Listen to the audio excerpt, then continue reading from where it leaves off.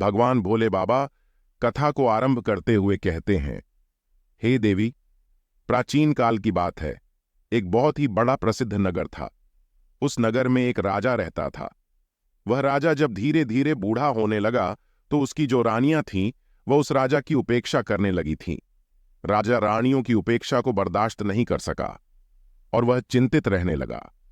एक दिन उसने अपने वैद्य को बुलवाया और उस वैद्य से कहा कि हे वैद्यराज, क्या आप कोई इस तरह की दवाई को तैयार कर सकते हैं जो मेरी खोई हुई जवानी को वापस कर सके। उस वैद्य ने सोचा कि यह राजा तो बड़ा ही मूर्ख है, या फिर से जवान होना चाहता है, या जानता है कि इस संसार में व्यक्ति यदि एक बार बूढ़ा हो गया तो दोबारा वह जवान नहीं हो सकता है, और यह मुझसे कह रहा है कि मुझे ऐसी दवाई तैयार करके दो जिससे मेरी खोई हुई जवानी वापस आ जाए। यह राजा जब इतना मूर्ख है तो इससे धन ऐंठना कोई बुरी बात नहीं है। इसीलिए मैं कोई ऐसी तरकीब लगता हूं जिससे यह राजा मेरे ही चाल में फंस जाए। मित्रों, उस वैद्य के मन में राजा के प्रति जो भावना थी वह अच्छी नहीं थी। वह उससे धन ऐंठना चाहता था और उस राजा की मूर्खता पर वह उसका राज्य भी हड़प करना चाहता था।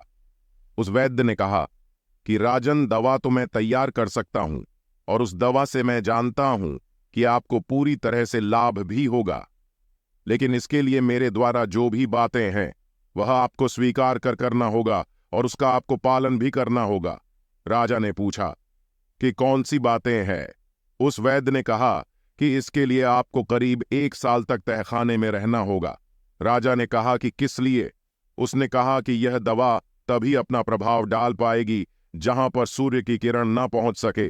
तहखाना ऐसी जगह है जहां पर सूर्य की किरण नहीं पहुंच सकेगी और यह दवा तभी अपना प्रभाव डाल पाएगी।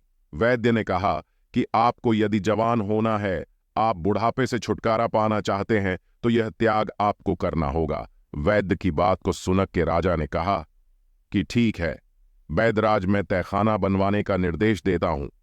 जब तक तहखाना तैयार होता है तब तक आप मेरे लिए दवाओं को तैयार कर दीजिए। राजा की बात को सुनकर के वैद्य कहने लगा कि हे राजन, तहखाना तो आप तैयार करवाएंगे, लेकिन मेरी एक शर्त और भी है, वह भी आपको मानना होगा। उस तहखाने में आपको अकेले रहना होगा और आपके सेवक जो भी आप तक दवा और भोजन पहुंचाएंगे वह केवल तहखाने के दरवाजे पर ही रख करके वापस चले आएंगे। यदि आपको यह सारी चीजें मंजूर हो तो मैं दवा को तैयार करूं।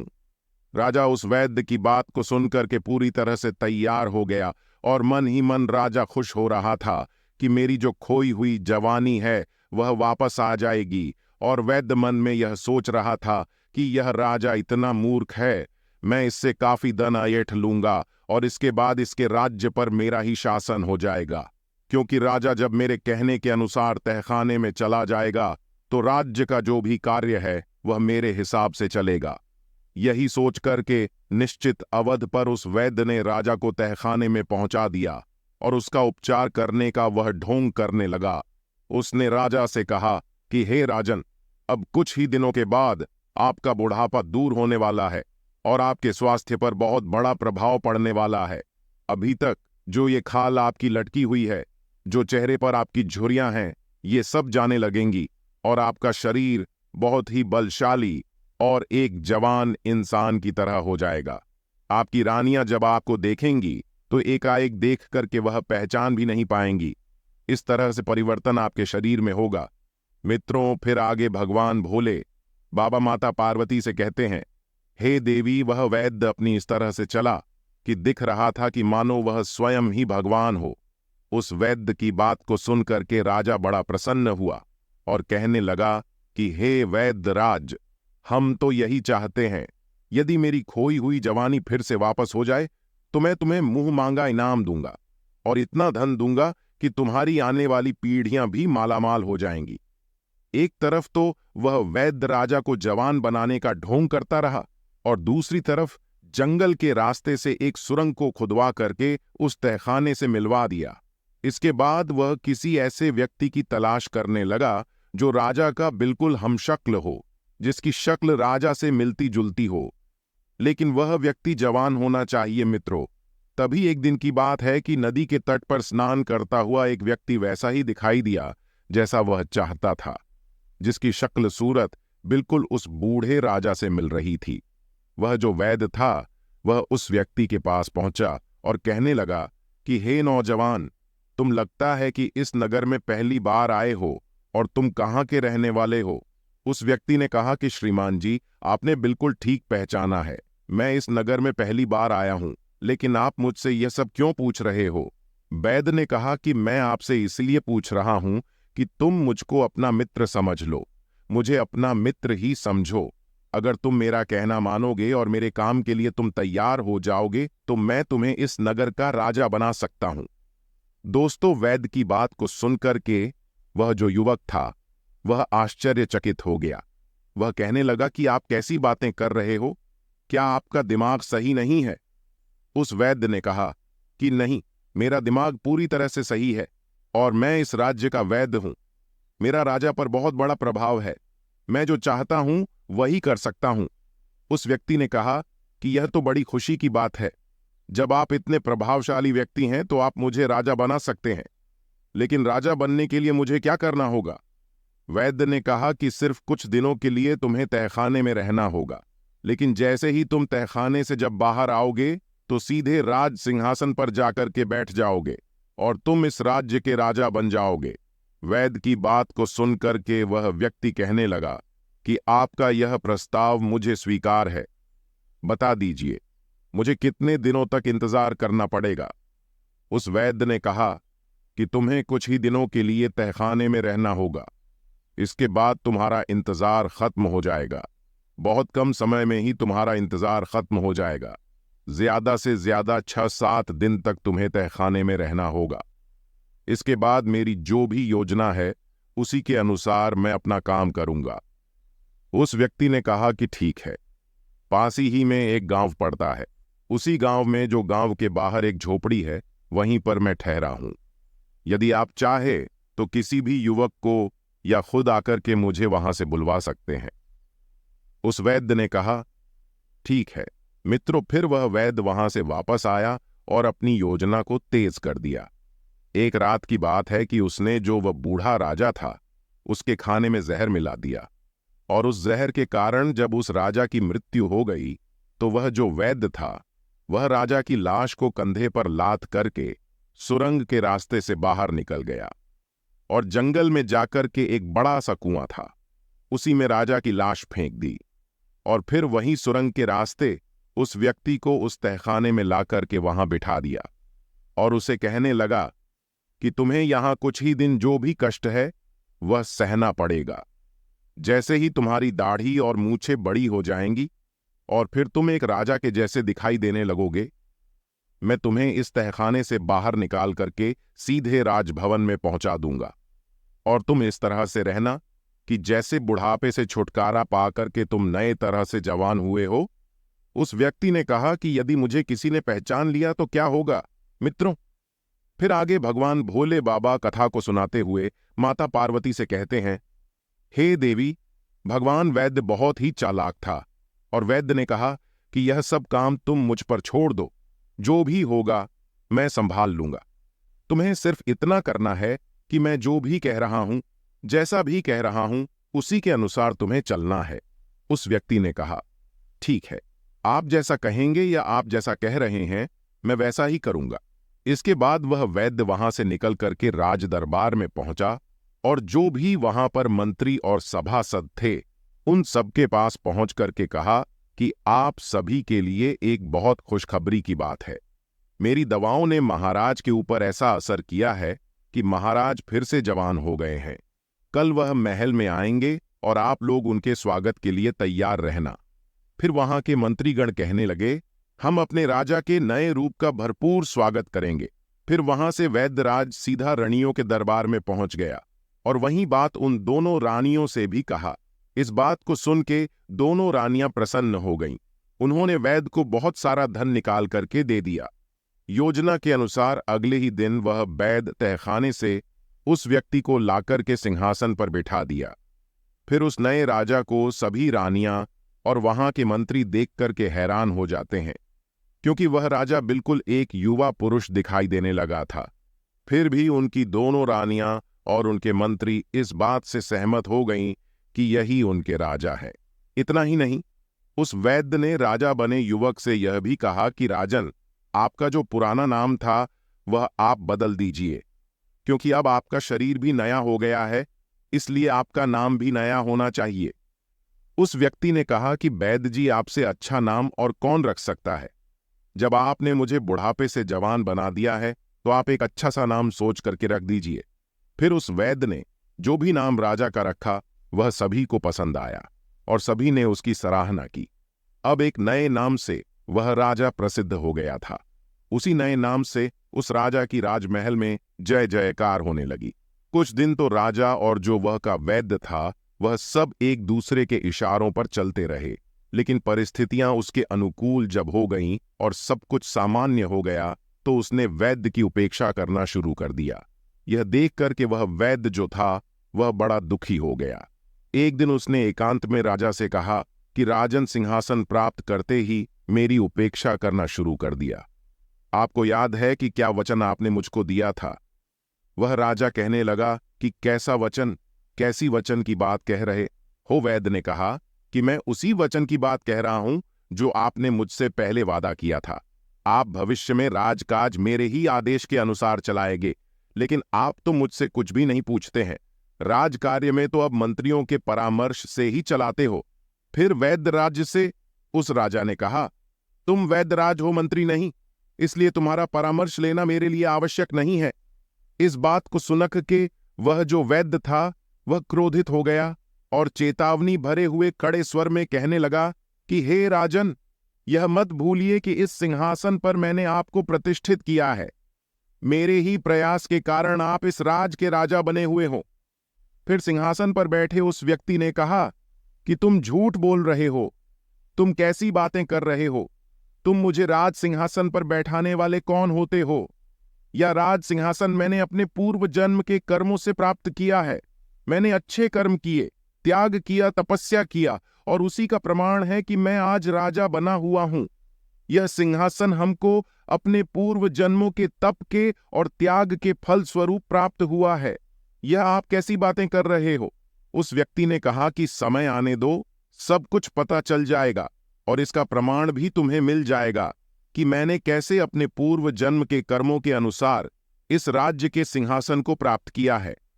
राजा की बात को सुनकर कि जो वैद्य था वह बड़े ही सम्मानित मन से वहां से चला गया। वह मन ही मन राजा को कोसने लगा कि धोखेबाज धूर्त कहता है, मेरे पूर्व जन्म के तप के स्वरूप या सिंहासन मुझे मिला है। समय आने दो, मैं देख लूंगा कि तेरे तप और त्याग का कैसा तुमको परिणाम मिला है। धीरे धीरे समय बीतता गया। एक दिन राजा नाव में विहार करने के लिए अपने मंत्री और उस वैद्य के साथ नदी के किनारे पहुंचा। उसने नदी के जल में बहते हुए 5 कमल पुष्प देखे। फिर उसने आदेश देकर कि वह 5 फूल नदी में से निकलवाए। फिर ध्यान से उन्हें देखता हुआ कहने लगा, आश्चर्य, ये फूल तो बिल्कुल सोने के लगते हैं। जीवन में मैंने कभी इतने अद्भुत कमल के फूल नहीं देखे। उसने कहा कि हाँ, राजा मंत्री ने भी राजा की सहमति जताई। ऐसे फूल तो मैंने पहली बार देखे हैं। देखिए तो इनमें कैसी सुंदर पीली पीली किरणें निकल रही हैं। इन्हें तो आपको अपने सरोवर में लगवाना चाहिए। राजा ने वैद्य की ओर इशारा करते हुए कहा कि वैद्य राज, आप तो वनस्पति शास्त्र के बहुत ही गहरे जानकार हैं। बहुत सी जड़ी बूटियों को आप देखते ही पहचान लेते हैं कि यह कौन सी जड़ी बूटियां हैं, और जाकर के उस स्थान का पता तो लगाइए जहां से ये फूल नदी में बह करके आए हैं, और यदि हो सके तो इनके कुछ बीज भी ले आइएगा। मैं इन्हें अपने सरोवर में लगवाना चाहता हूं। कोई और अवसर होता तो वह वैद्य जाने से इनकार कर देता, किंतु इतने मंत्रियों की उपस्थिति में वह कैसे इनकार कर सकता था? यदि इनकार करता तो उसकी योग्यता पर प्रश्न चिन्ह लग जाता। सब यही सोचते कि इस वैद्य को वनस्पति शास्त्र का कोई भी ज्ञान नहीं। यह वैद्य तो केवल पाखंडी है और बड़ी बड़ी हकता रहता है। इसे कुछ भी मालूम नहीं है, इस तरह से कि उसकी हंसाई ना हो जाए। यही सोच करके वह वैद्य तैयार हो गया। नदी के बहाव के विपरीत दिशा में चलता हुआ वैद्य उस नदी के उद्गम स्थल पर पहुंचा, जहां उसने एक बहुत पुराना ऐसा मंदिर देखा जो खार में तब्दील हो चुका था। उस मंदिर का अधिकतर जो हिस्सा था वह ध्वस्त हो चुका था। सिर्फ वही कक्ष कुछ अच्छी हालत में बचा हुआ था, जिसमें भगवान शिव की मूर्ति थी। भगवान शिव की मूर्ति को देख करके उस वैद्य ने भगवान शिव को प्रणाम किया। फिर उससे कक्ष बाहर निकल करके मंदिर के प्रांगण में पहुंचा और इधर उधर निगाह दौड़ाने लगा। तभी उसकी निगाह एक बरगद के वृक्ष पर पहुंच गई। वह बरगद का पेड़ बहुत ही विशाल था। नदी के किनारे वह उगा हुआ था। उसकी कुछ शाखाएं तो नदी के जल के ऊपर फैली हुई थीं। तभी उसकी नजर वृक्ष की एक शाखा पर लटके हुए एक मानव के कंकाल पर जाकर के अटक गई। नर कंकाल बरगद की एक मोटी सी शाखा पर लटका हुआ था। उसकी टांगें आकाश की ओर थीं और सिर नदी के जल से कुछ ऊपर थी। फिर वह वैद्य उस नर कंकाल के समीप गया और वह सोचने लगा कि यह कैसा कंकाल है और किसका है और क्यों विपरीत अवस्था में लटका हुआ है। क्या इसके उल्टा लटकने में कोई रहस्य छुपा हुआ है? वैद्य यह सब बातें सोच ही रहा था कि अचानक मौसम बदल गया। आकाश में बड़े काले घने बादल छा गए। हवा का प्रवाह तेज होने लगा। देखते ही देखते तेज आंधी के साथ घनघोर बरसात शुरू हो गई। बरसात में भीगने से बचने के लिए वह जो वैद्य था वह बरगद के मोटे तने से सट करके खड़ा हो गया। फिर एकाएक भटकती हुई उसकी नजर फिर उस कंकाल के ऊपर जाकर के टिक गई। बरसात की बूंदें जब उस कंकाल को भिगो रही थी और तब उस कंकाल को स्पर्श करके वर्षा का जो जल था वह नदी में नीचे गिरता तो उससे स्वर्ण कमल पैदा हो जाते थे। ये देख करके वह वैद्य बड़े आश्चर्य में था। बारिश जब बंद हुई तो वह वैद्य लटकते हुए कंकाल को छूने का प्रयास किया। तभी अचानक नर कंकाल शाखा से अलग होकर के नदी के जल में जाकर के गिर गया और गहरे जल में जाकर के वह वहीं विलीन हो गया। वैद्य जब वापस लौटा तो आकर के उसने जो भी बात उसके साथ जो भी घटना हुई थी वह सब कुछ आकर के उस राजा को बता दी। सुनकर के राजा के चेहरे पर मुस्कान आ गई। उसने वैद्य से कहा कि वैद्य राज, जिस नर कंकाल को तुम देख करके आ रहे हो वह पूर्व जन्म में मेरा ही शरीर था। मैंने अपने पूर्व जन्म में उस बरगद के वृक्ष पर उल्टा लटक करके वर्षों तक भगवान भोले बाबा की तपस्या करता रहा। मैं एक योगी था। तपस्या के दौरान ही मेरी मृत्यु हो गई थी। वर्षों तक उल्टा लटके रहने के कारण मेरा शरीर सूख गया था और मेरा शरीर नर कंकाल में तब्दील हो चुका था और अब तो वह नर कंकाल भी शेष नहीं रहा। अच्छा हुआ जो मेरे पूर्व शरीर को मुक्ति मिल गई। राजा की इन बातों को सुनकर उस वैद्य ने कहा, पर मेरी एक शिकायत अब भी है। आपसे मेरे प्रयासों से आप राजा बने और आप अभी भी मेरी उपेक्षा कर रहे हो। उस राजा ने कहा कि हे वैद्य राज, यही तो तुम्हारा भ्रम है। मैंने तुम्हें बताया तो है कि राज्य पद मुझे मेरे पूर्व के जन्म के कर्मों के फल के कारण मिला है। उस वैद्य ने कहा कि तो मेरे प्रयास का कोई मतलब नहीं है। राजा कहने लगा कि तुमने जितने काम किए सब अपने स्वार्थ के कारण ही किए हो। मैं तो तुमसे कुछ येसु बातों को भी जानता हूं जिनके कारण मैं तुम्हें सूली पर भी चढ़ा सकता हूं, लेकिन मैं ऐसा नहीं करूंगा क्योंकि तुमने मेरे साथ जो भी किया है और किसी के साथ जो भी किया है उसका फल तो तुम्हें ईश्वर देगा। यह सुनकर के वैद्य जो था वह भय से कांपने लगा। राजा ने जब उसे कांपते हुए देखा तो वह कहने लगा कि डरने की कोई बात नहीं है।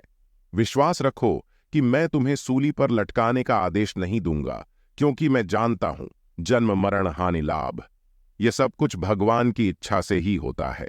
अपने पूर्व जन्म के कर्मों का फल मैं इस जीवन में राजा बनकर के भोग रहा हूं। तुम अपने कुछ कर्मों का फल अगले जन्म में भोगो। हो सकता है कि इस जन्म में ही तुम्हारे जो कुकृत्य हैं उसका फल तुम्हें भोगना पड़ेगा। अब जाओ, तुम उस दिन का इंतजार करो कि जब तुम्हें तुम्हारे कर्मों का फल लौट करके तुमको मिलेगा मित्रों। फिर आगे भगवान भोले बाबा माता पार्वती से कहते हैं, हे देवी। उस राजा की इन बातों को सुनकर के वह वैद्य बड़ा उदास हुआ और वहां से चला गया और अपने घर में जाकर के पलंग पर लेट गया। समय बीतता रहा। राजा का कहा हुआ सही हो गया। कुछ दिनों के बाद वह जो वैद्य था वह जंगल में जड़ी बूटियां ढूंढने के लिए गया। संयोग से वह उसी कुएं के पास पहुंच गया जहां उसने उस वृद्ध राजा की लाश को कुएं में फेंका था। उस कुएं में अब एक ऐसी ही झाड़ी उगाई थी जिसकी टहनियां कुएं के बाहर तक फैली हुई थीं। उन टहनियों में पीले रंग के बड़े ही सुंदर फूल खिले हुए थे। वैद्य उन फूलों को देखकर कि उन पर मंत्रमुग्ध हो गया और उनको तोड़ने के लिए वह अपने आप को रोक ना सका। वह कुएं के पास जैसे पहुंचा और नीचे झुक करके जैसे ही झाड़ी से फूल तोड़ने का प्रयास करने लगा, एकाएक उसका पैर फिसला और वह उसी कुएं में जाकर के गिर गया। वैद्य ने सहायता के लिए बहुत ही आवाज लगाई, लेकिन उस सुनसान घने जंगल में उसकी आवाज कोई नहीं सुना। उसे बचाने के लिए कोई भी नहीं आया। मित्रों, वही परिणाम हुआ। भूखा प्यासा वैद्य उसी कुएं में तड़प तड़प करके मर गया। मित्रों, आगे भगवान भोले बाबा कहते हैं, हे देवी, मनुष्य को अपने बुरे और अच्छे कर्मों का फल प्रत्येक मनुष्य को एक ना एक दिन भोगना पड़ता है। इसलिए हर व्यक्ति को अपने जीवन में हमेशा अच्छा करना चाहिए। ना तो किसी का बुरा सोचना चाहिए और ना तो किसी के साथ बुरा करना चाहिए और ना ही किसी को कष्ट देकर रुलाना चाहिए। जो मनुष्य अपने जीवन में एक सच्चा व्यक्ति बनकर के रहता है, हमेशा उसी की जीत होती है। मनुष्य को सत्कर्म करना चाहिए। सभी व्यक्तियों का मान सम्मान, यश कीर्ति सत्कर्म से ही प्राप्त होगी और सदाचार से ही प्राप्त होगी। यही मनुष्यों का सच्चा और अच्छा जीवन होता है। हर व्यक्तियों को अपने जीवन में इसी राह पर चलना चाहिए। मुसीबत से घिरे रहते हैं। उम्मीद करता हूं आप लोगों को यह कथा पसंद आई होगी। अगर दोस्तों पसंद आई हो तो वीडियो को लाइक करके, चैनल को सब्सक्राइब करके, बेल आइकन ऑल पर प्रेस करके कमेंट बॉक्स में हर हर महादेव